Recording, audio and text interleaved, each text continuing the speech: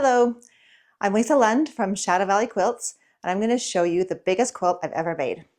This is the Deco quilt by Lo and Behold Patterns, and I made it recently for my son and daughter-in-law's wedding. It was actually a really fun quilt to sew and quilt. The hardest part about it was just the size. It's a king size quilt. They wanted one to use as a king size bedspread. And the largest quilt on the pattern was called a bed size quilt, and the dimensions were 102 inches by 102 inches. And I wasn't quite sure that was big enough to fully cover a king size bed and have enough on the sides to drape down. So I decided I wanted to add 12 inches to the width and the length. So the way I did this is I just added a block to the side. The blocks are on point, and so the width is 12 inches. So I just added a row of blocks. Each of the horizontal rows, I added one block. So that took care of the width. On the height, I just added a 6-inch strip of the background fabric to the top and the bottom. So it wasn't too hard to figure out how to make it bigger.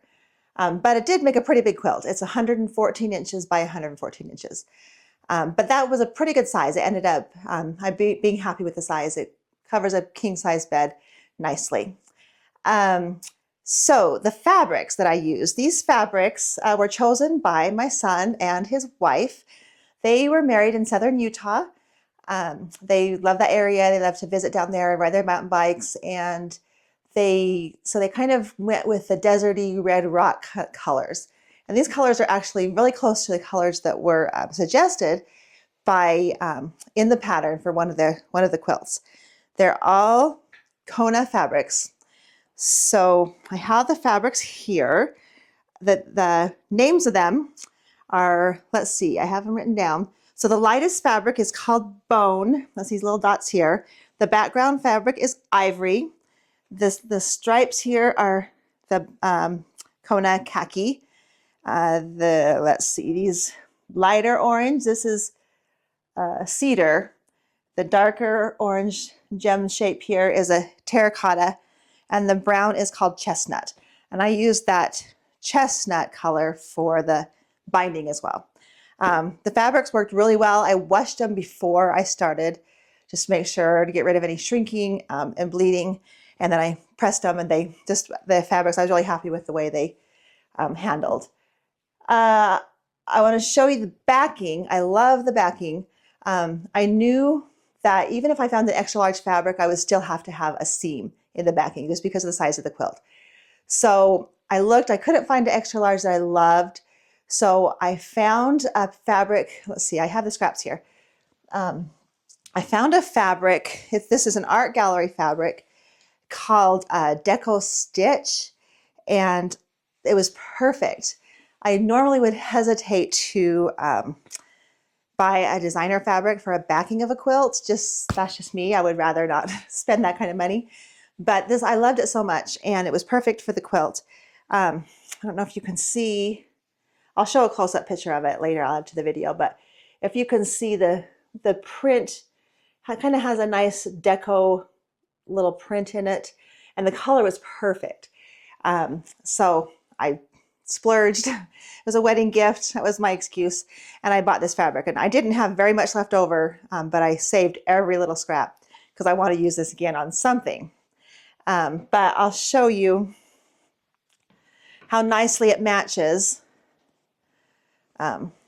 with the front. And I just thought that was a really pretty, sort of added a deserty feel to the quilt. Has 2 seams. I used the whole 45-degree or 45-inch fabric, and has 2 seams. So and then I was able to trim a little bit from the edges after it was quilted. So that's the backing. So went together pretty easily. The quilt, there's just a lot of blocks for this big of a quilt. So by the time I made all the blocks, went to put it together, the hardest thing again was just the size of it. My design wall is only 9 feet by 9 feet, which is not quite big enough, but I did my best. I just pieced it in strips. I pieced about a third of it at a time. I pieced the strips for a third of it, put it on the design wall, what wouldn't fit, I just kind of pinned to the end and let it hang down. Pieced the next third, placed it in place, and the next third. So I had a bunch of strips, and then I put the strips together in long strips and then started piecing it as I went. Had about 4 sections of quilt done, then put them together. So it was just bulky, that's all. But it went together okay. The one mistake I made, well, I'm sure I made lots of mistakes, but the biggest mistake I made was just being in a hurry. I started making this quilt about 2 weeks before the wedding and just had a lot of other things going on. And so I was in too much of a hurry, and I skimped a little bit on trimming the blocks after they were done. They were each supposed to be 8.5 inches square, and they came out all pretty well. But some of the blocks that are pieced in sort of a log cabin design have these outside strips, and sometimes they were maybe a little too long, just a little bit. The block itself was the right size, had maybe a strip sticking out, and so I didn't worry about cutting it to the right size. And the result of that, I think, is there were a couple places on the quilt, maybe about 4 or so on the quilt, where my seams weren't perfect. There were a couple spots where I missed the back fabric on my seam and I had an opening in where the blocks were sewn together, because they weren't the exact right shape. And that was purely my own fault. So I caught most of those. When I was examining the quilt afterwards, was able to go back and fix it. Except there was one spot where I missed it until later. And it's a very sad story that I will tell you. But the long arm caught it for me. So that was a mistake that I made just by being in a hurry. So got it all put together, fixed up, nicely pressed, and put it on the long arm. I used 80/20 Hobbs batting. They didn't want this to be a real heavy quilt, wanted it to be breathable. So didn't put anything, any wool or anything like that in it. The design they chose is called, the quilting design is called Compass. I'll show again a closer picture of it later. Has kind of an Art Deco feel to it. I think it quilted up really nicely. This panto is by Long Arm League, and I'm really happy with the way it quilted up. So I got it on the frame, biggest quilt I've ever had on my frame. Luckily I have a 12-foot long arm frame, and got it quilting. And everything was fine. I'm really careful, to watch the quilt, make sure the hopper foot doesn't catch an edge or anything. But at one point, it was about in the middle of the quilt. This is Wednesday night. We're leaving for the wedding Friday morning. So I wanted to finish quilting it that night so I could bind it the next day and, pack and everything for the wedding. So kind of a little bit of a time crunch. But it's Wednesday night, and I left the room for a minute. It was in the middle of the quilt quilting. Nothing can go wrong. And I hear this funny noise. Ran back in the room, and that feeling in the pit of my stomach. I still feel it now. I looked at it, and the hopper foot had caught that seam that was open that I had missed. It was just a little 1-inch or so piece of, where the fabric had gapped open, had caught that edge, and was stuck, but it was still trying to go, and so it was, tearing at the fabric. And I just, stopped immediately and just looked at it and wasn't sure what to do. I just wanted to cry. So I just had to leave the room, and I thought I didn't know what to do. I said a prayer, and I just thought for a minute. I couldn't believe it. So I went back in the room and I looked at it to really inspect it, figure out what the damage was, get it all untangled and look at it. And I realized I had to unpick the blocks, where it had been torn. I had to take out those 2 blocks, that were disconnected from that seam. I totally unpicked those from the quilt. I really didn't want to take the quilt out of the machine. That may have been a better solution. I really didn't want to do that at that point, and have to deal with that. So I didn't. I just unpicked those 2 blocks and then remade them.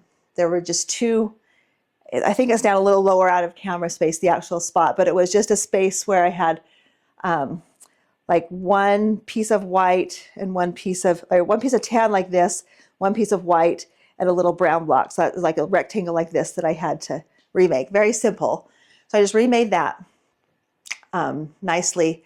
And then I laid it, I couldn't sew it in with a machine. At least I didn't know how I would do that.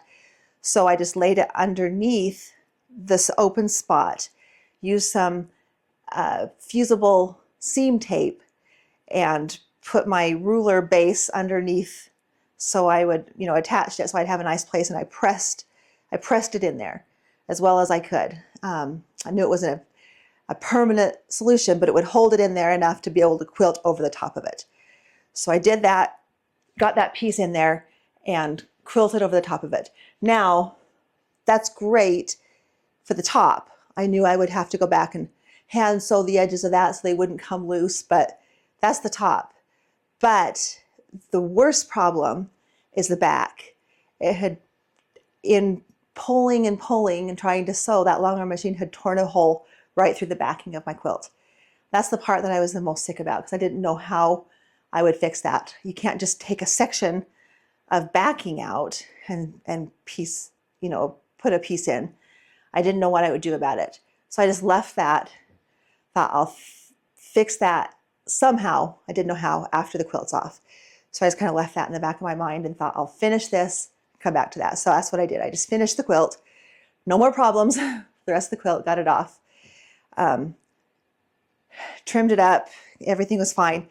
And I looked at the back of the quilt to try and see how bad it was. And it wasn't terrible, but there was about a 1/2 inch spot in the back of that quilt where, I could maybe press the fabric back together and sew it up or something, but it wasn't going to look great.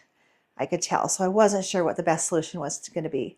So I thought about it. Can I get a piece of the backing fabric and match it exactly? Try to sew it where the quilting lines are so you can't see. I just thought, I knew it wasn't going to look great. So what I did, my solution I came up with, don't know if it's the best solution, but it's what I came up with, is I have what I use for a label sometimes on personal quilts like this that are gifts, is I have some, some sticky, it's like a washable suede. It's kind of like a sticker almost. And I run that through, my husband has a laser cutter that engraves. I run that through that one and engrave a little message on it. And so I stick that in the corner of my quilt and then sew around the outside of that so it'll stay. So I use that I have different colors. For this quilt, I used a beige. So that's what I was planning to put in the corner of the quilt for a label, which I did. I said, and their names and anyway, who made it and stuff. So I thought, my solution, I cut out a little heart, just a little heart, about 1.5 inches around, with their initials in it and something about forever, like you would see maybe carved into a tree. And I cut that out and stuck it over the hole. And then the hard part was sewing around that. It was stuck because it's sticky. It's like a sticker, but I knew it wouldn't stay. And sewing around that with my domestic machine, it's hidden behind there, but sewing around that with this big bulky machine was a pain, but I did it. And I sewed that on, and I thought it turned out really cute. I'll show a picture. It's kind of random that there's this heart patch in almost the very center of the quilt, not quite, but on the back of the quilt, but it hides the mark, the hole. And I thought it looked better than having some kind of Mickey Mouse patch that I probably wouldn't do very well. So that was my solution. And then I had to take the front of the quilt, that patch that I made, the new blocks had been quilted down, but the edges were still, could come loose, even though they'd been ironed down with a fusible tape. So I went around and I sewed those edges down by hand. So you can definitely see, if you look carefully, you can definitely see what has happened there. But I heard something today. Someone said, if you're looking, what did they say? They said, if if you're looking at a quilt close enough to see the mistakes, you're doing the wrong thing under that quilt. Something like that. I thought, well, that's true. So I was okay with the way it turned out. I wish that mistake hadn't been made. It was my own fault to make that mistake, but I fixed it all right. The other thing that I've done since then is I've ordered a glide foot for my glide hopper foot. It has like a little upside down umbrella that is on the bottom of that foot so that it will be less likely to catch on anything. I don't know why. I haven't had one of those before, but this way it should glide over any kind of bumps or edges of fabric or anything like that. So that's one thing I've done to help hopefully prevent that kind of mistake in the future. So if you have any ideas of what I could have done other than that foot and being more careful to not make that mistake in the future or in any way, but if you have any ideas of what I could have done differently to fix this mistake or to not make it in the first place, let me know in the comments because it was very traumatic. So once I got it all done and wrapped up, I took it down. We took it to St. George for the wedding. It was so big that we had to unveil the roll down reveal. We did it from the balcony of the Airbnb where we were staying. We rolled it down, and there's a cute video on my Instagram. Maybe I'll see if I can fit it in this video. I don't know, it's the wrong direction, but we had to reveal it from the deck because so it would go down to the next level. But it was really cute. And then I brought it home. The reason I still have it is because my son and daughter-in-law were going on their honeymoon, and I still had to do the hand sewing. I hadn't had a chance to do that hand sewing around the front because I just didn't have time. So now I've fixed it all, and they're coming to our house tomorrow. So I'll finally give it to them for good. So I think it's fixed and it's ready to go. So I just wanted to share with you this quilt. I'm actually quite proud of it since it's so large and since it really was a lot of work, and I think it turned out really pretty. And because of the problem that I caused and then hopefully fixed in a way that will be permanent and that that won't detract from the quilt itself. So thanks for joining me. I'll add on to the end of this video some of the video that I've taken that's close up of some of these things I've talked about. But thanks for joining me. If you want to comment on anything you would have done differently to help me learn to not make this mistake in the future, I would love that. Subscribe to my channel for future videos about quilting, and check me out on Instagram and TikTok. Thanks a lot. Bye. So here you can see a closer picture of the backing fabric and that pretty quilting design.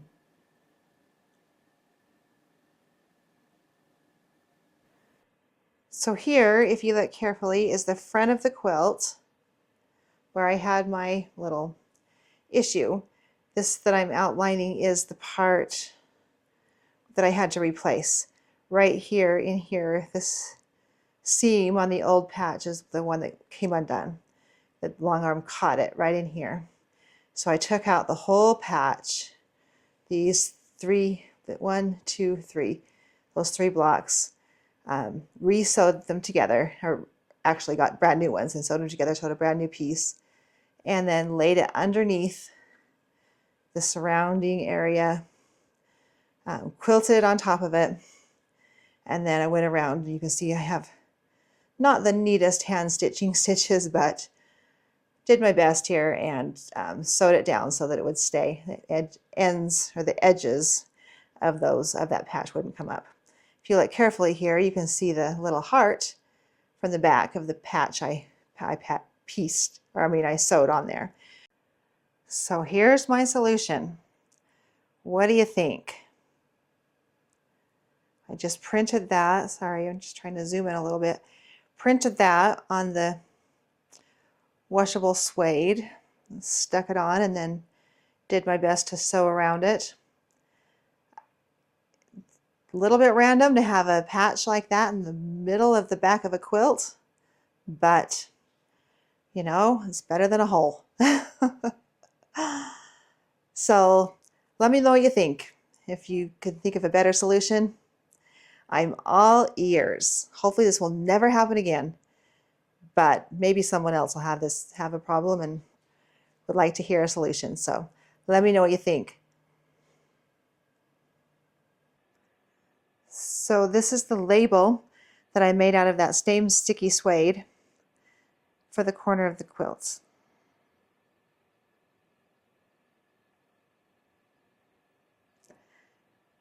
So thank you all for joining me on my quilting adventures, and we'll see you next time. Bye.